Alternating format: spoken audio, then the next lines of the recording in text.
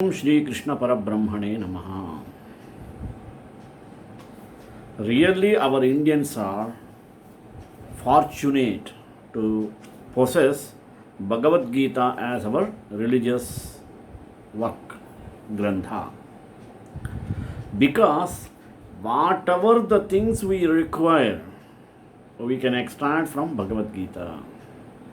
For any type of information, morals, ethics, science, technology, whatever the thing if you want, we can get the lots of information in Bhagavad Gita. That is the greatness of Bhagavad Gita.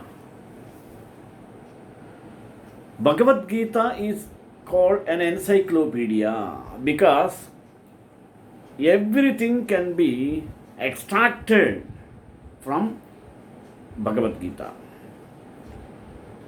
Bhagavad Gita is not only a book, it is a treasure of not only for Hindus or Indians to the universe. It is not meant for Hindus, it is meant for the universe. Because of that, we call Lord Krishna is Vishwa Guru, Jagat Guru, not Hindu Guru or Bharata Guru. When his composition is called, same, work of universal. There, even other than India, they use Bhagavad Gita. They teach Bhagavad Gita to the children from primary level itself. It is a pathetic. In India, it is not implemented. You see, whatever the spiritual, we have to feel proud, that's all. There is no implementation here. But they are implementing, they are respecting, they are utilizing properly the essence and treasure of Indians. See? What's the pathetic condition, no?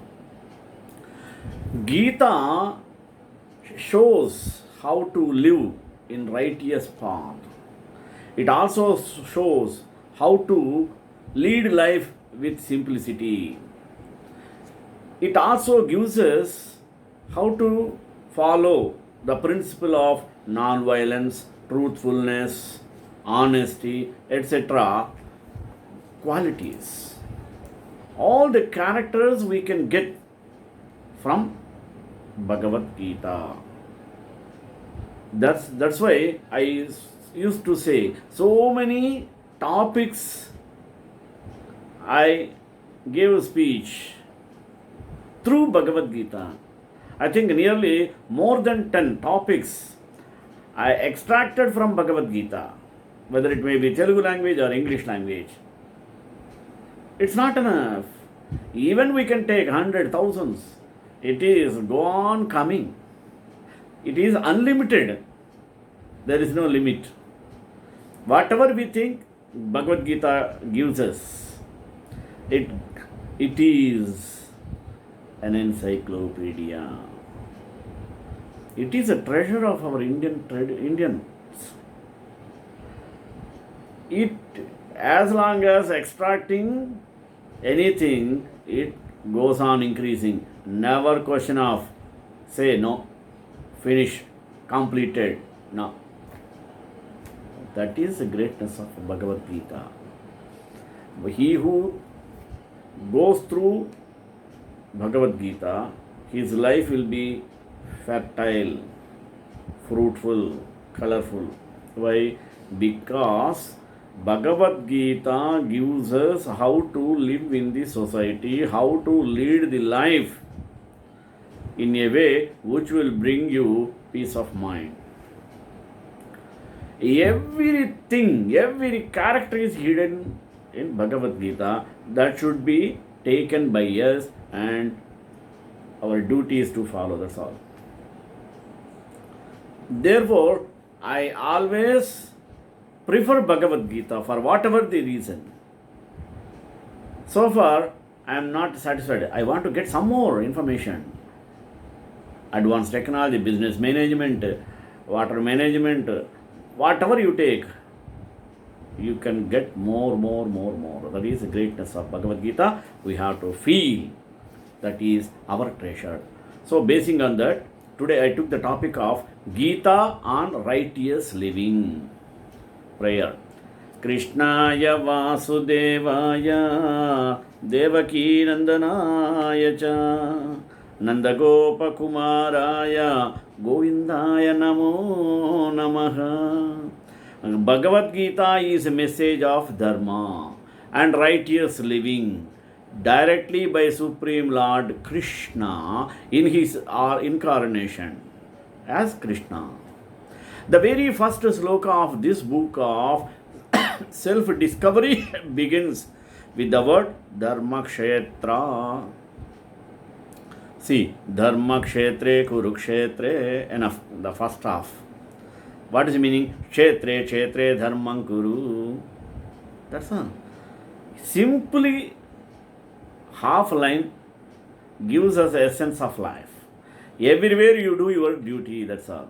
You follow your dharma. You observe your dharma. Because if you protect dharma, dharma will protect you, that's all. The world is a battlefield in which a struggle between the conflicting forces of good and evil is taking place in the conscience of man. Every moment. One has to perpetually keep a vigil against the shadows of darkness. Krishna has shown the path of Dharma through his discourse addressed to Arjuna, to the whole of mankind. He has explained not only what Dharma is, but also what Dharma is not. Krishna has also assured mankind that whenever there is a decline in Dharma and Adharma starts rising, he would then appear on earth for protecting the virtuous, annihilating the wicked, and re-establishing Dharma. Therefore, a sloka.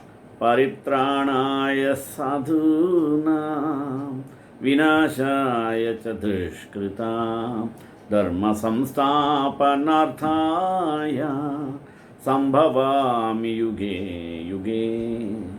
Dharma is essential nature of being that determines its pattern of behavior. So long as one is true to his nature and his conduct is in accordance with it, one is acting in the right way. Deviation from one's inherent nature is adharma. Bhagavad Gita has revealed the real meaning and purpose of life. It has shown the right path to every human being. One is confronted with multiple dilemmas from time to time, represented symbolically by the despondency of Arjuna, who, when faced with a difficult choice, got confused and stricken with grief, unable to decide as to what was right and what was wrong. He sought guidance from his teacher, the divine who was with him as his charioteer. In the same manner, in any difficult situation, one can turn within and seek illumination from the consciousness of the divine dwelling in one's own heart. The divine then fills one's whole being with wisdom. As a result, one gains a fresh and integral and comprehensive awareness. The awareness gained enables one to tread the path of Dharma and thus lead a life of fulfillment and contentment. Bhagavad Gita is a book of inward journey into the realm of God. It has explained in detail as to what is the objective of life. It has been stated that essential nature of every human being is his soul.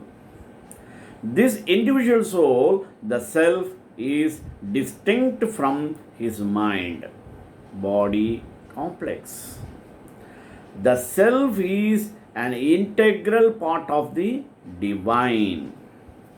One can free himself from the troubles associated with the phenomenal world by gaining true knowledge of the self. He is then restored to his spiritual nature. Bhagavad Gita has stressed upon unselfish performance of work. It has propagated that one should never shrink his duty. One should work in conformity with his nature and fulfill his responsibilities without worrying about the results. कर्मण्येवाधिकारस्ते मा फलेषु कदाचन. One can overcome the day-to-day anxieties, his responsibilities without worrying about the results. One can overcome the day-to-day anxieties and frustrations by working without the sense of doership and offering his deeds to Lord Shiva Krishna in the true spirit of renunciation. Another practical way of achieving spiritual perfection is bhakti, worship of God. When a relationship of love and trust is established with the divine and one experience oneness with Him and His creation, the life of a true devotee is a celebration in itself. True Dharma calls for leading not an egocentric life. For example, a life characterized by fear, anger, greed, lust, envy, etc. But a divine centered life, a life of humility, integrity, patience, uprightness, non-violence, etc. Whereas an egocentric living is marred by incessant desires and constant suffering, a spiritual life is a life of fulfillment. When one develops the wisdom of the soul, he gains inward strength to fight against his own vices. In the end, it has been declared that wherever there is Arjuna, there shall surely be fortune, victory, welfare, and morality.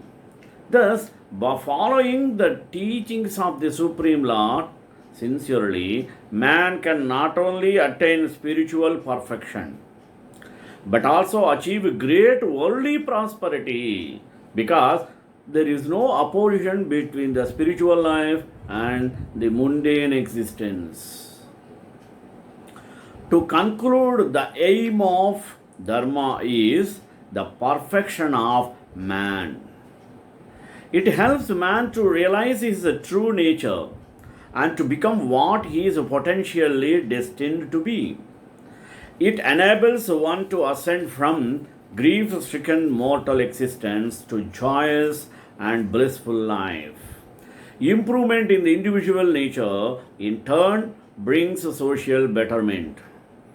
Even a guru becomes worthy of punishment if he becomes arrogant, cannot discern between what is to be done and what is not to be done, and goes astray from the path of righteousness. Spiritual leaders are required in every society. In any group of people, there are natural divisions that exist based on qualities and work. According to the Vedas, the intelligentsia is referred to as the Brahmana class, and they are the people to go to for spiritual guidance. The Vedas, the ancient scriptures of India, advise that society be divided up into four untrained in any spiritual education, but still spend most of their time engaged in fruitive activity, trying to earn money. Kshatriyas are the warrior class who serve as the military and police. For this reason, they are considered to be the part of the upper class. The Brahmanas are considered the first class citizens since they engage all their time in studying the Vedas, performing yajnas means sacrifices, and providing spiritual guidance to the other three varnas, Kshatriya, Vaishya, Shudras. Brahmanas are referred to as Dvijas, meaning twice born, since they are invested with the sacred thread. Similar to the concept of communion or a bar mitzvah, those following the Vedic tradition take their second birth when they are invested with the sacred thread from their guru. Everyone's first birth is the one they take from the womb of their mother. This is the beginning of life, but we still remain ignorant until we receive a spiritual education. When one decides to become serious student of a bona fide Brahmana, they are invested with a sacred thread which marks their initiation into Brahmanical life or the Brahmacharya ashrama. The Brahmanas are highly respected and loved by God. Their Lord has personally displayed his affection for them on numerous occasions. When God came to earth as a pious prince named Rama, he accepted Vasishtha Muni as his spiritual master. Rama was born in Kshatriya family that had Vasishtha as its family free priest for generations. Rama and his brother Lakshmana also took further instruction on the military arts from Venerable Vishwamitra Maharshi. The Lord's behavior towards these great sages was exemplary. Rama was God after all, so he required no education, but he humbly submitted himself to these saints just to set a good example, because Rama's character is an ideal one, is it not? Another one of the Lord Rama's favorite saint was Agastya Muni. He came during the war between Rama and Ravana, taught him the valuable stotra Aditya Hridayam to Rama. As part of his pastimes, the Lord voluntarily accepted a punishment of exile from his kingdom and doled out by his father Dasharatha, the king of Ayodhya. Rama's wife Sita Devi and Lakshmana both accompanied Rama during his exile period, a time which was spent mostly traveling across India, visiting the hermitages of all the great sages. It was customary during that time to find great Brahmanas living in the forest, for that is where they could enjoy a simple, peaceful life that was more conducive to making spiritual advancement. One time, while the group was traveling through the forest, Rama went into a discourse about Agastya. Describing his glories to Lakshmana, the Lord took great pleasure in lionizing the great saint, for he knew that Agastya was a pure soul devoted to him in thought, word, and deed. In the above referred statement, Lakshmana is talking to Rama just prior to their leaving the kingdom to start the exile sentence. Rama was actually supposed to be enthroned as a new king, but Dasharatha had to change his mind at the last minute due to promise he had previously made to his youngest wife Kaikeyi. Rama took the change, his plans in stride without raising any opposition. Lakshmana, on the other hand, was quite angered by the news. He was ready to personally install Rama as a new king, and fight anyone who would object to such a decision. In this conversation, Lakshmana is trying to convince Rama to stay in the kingdom and ignore the order of their father. He is making the argument that even spiritual leaders, as great as they may be, should be classified if they lose their sense of propriety. The original Sanskrit text of first part of Lakshmana's statement is quite famous, for it also appears in Mahabharata and is often referred when describing unqualified gurus. Examples of spiritual leaders falling down can be found all over the news these days. In general, the news media tend to stay away from issues of religion. Anytime they actually do cover it, their stories usually involve some sort of scandal where a high profile priest has acted improperly. In the 1980s, television evangelists were very popular. These preachers had high related television shows where they would ask people to donate money to them as a means of attaining salvation.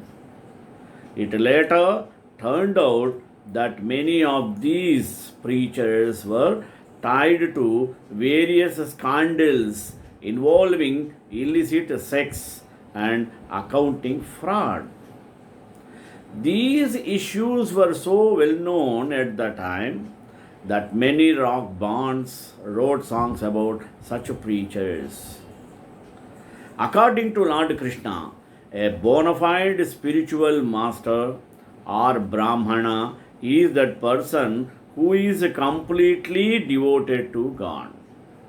One may be a high religious scholar, knowing the ins and outs of the Vedas and how to perform various sacrifices, but that does not mean that they are a devotee.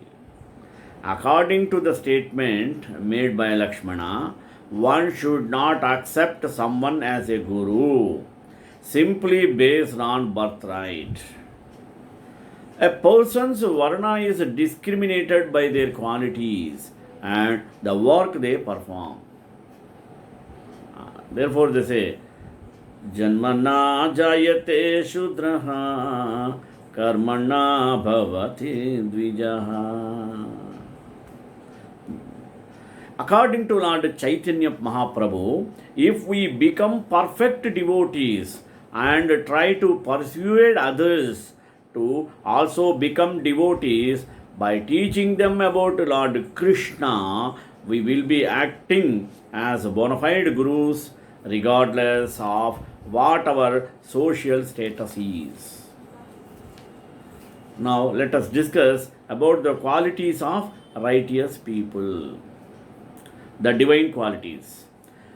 In chapter 16 of Bhagavad Gita, Sri Krishna has described 26 divine qualities in order to impress that jivas are embodied beings who exclusively engage in divine activities and fully renounce demoniac activities are awarded moksha or liberation from material existence. Now we are going to understand what is 6 divine qualities. Number one, first, fearlessness. Abhayam meaning fearlessness. For in knowing one is eternal, there is nothing to ever be afraid of. It means getting over the anxiety arising about losing someone, something, or getting over the apprehension of damage to the physical body or emotional disruption caused by some undesired event. Now, next, purity. Sattva samshuddhi denotes the purity of heart consisting of pure goodness and defiled by passion and hatred. Freedom from both aversion and craving lead to such purification. The third one, wisdom. Jnana Yoga Vyavastiti means situated in the knowledge resulting from discriminating the soul from physical matter. This means realizing the ultimate truth about the oneness of the individual consciousness and the cosmic consciousness, that is called the Brahman. Another, charity and self restraint. Danam is the charity done for the people who are worthy of it from one's legitimate means. If you give away anything that is not yours, the same does not qualify as Dhanam. Dhamma is self restraint, controlling the mind to be uninfluenced by sense objects. It aims at achieving control over all the cravings of the senses and acting out of need, not wants. Next, devotion to God. Yajna is Vedically authorized ritualistic ceremony for propitiation and devotion to the Supreme God. Without any vested interest in modern time, it can be cultivated by developing regular worship of the Almighty individually as well as with the community. Another self-study, Swadhyayam. It means devoted study of spiritual text. The religious scriptures are the repositories of knowledge and guide for moral and spiritual conduct. They are not only to be read but also contemplated upon during introspection. It may pertain to study of any spiritual text of any religion that connects you to a higher realm.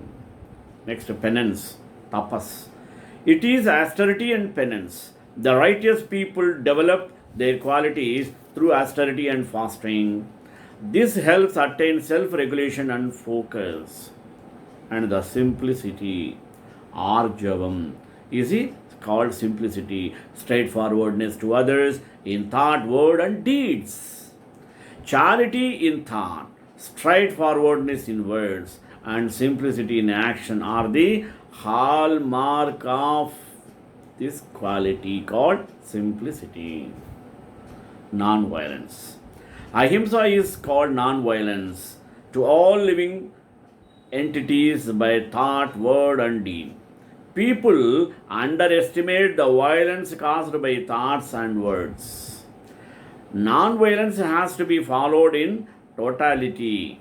One should refrain from thinking, saying, or doing anything that may have a negative impact on others.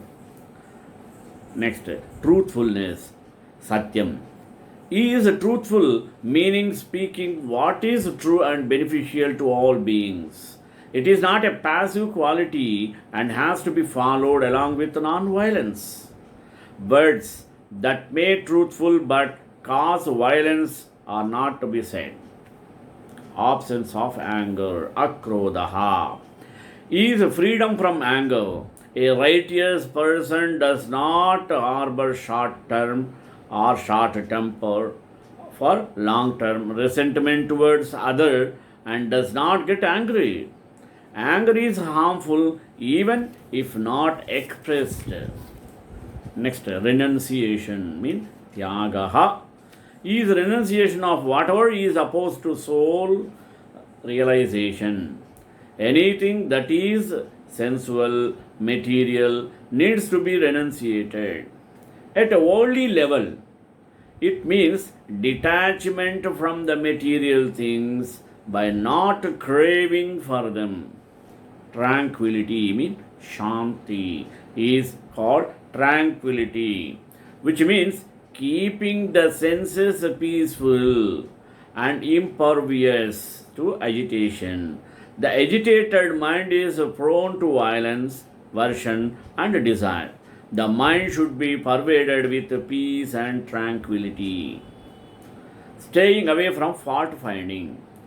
Apaishunyam is aversion to fault finding and slandering.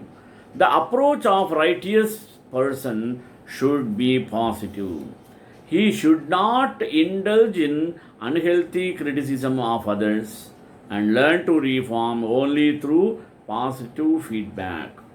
Compassion means daya. It is compassion and empathy for the distress and misery of others.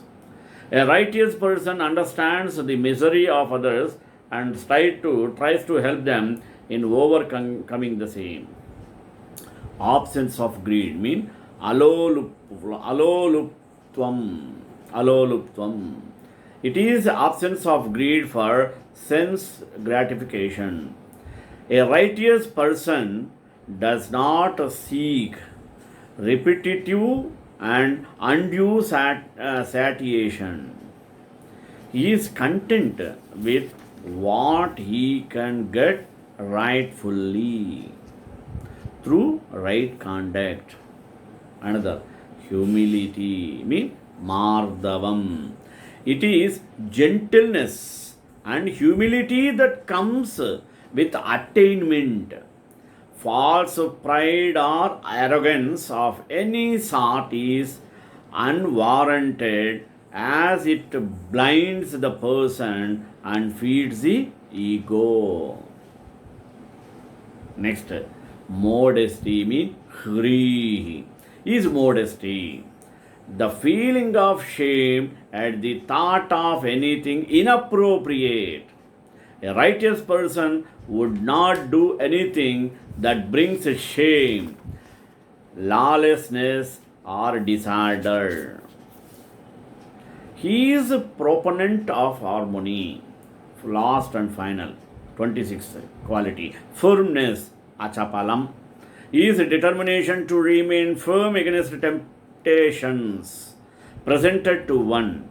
Assertion of one's beliefs and sticking to right conduct despite threats is difficult but unavoidable for a righteous person.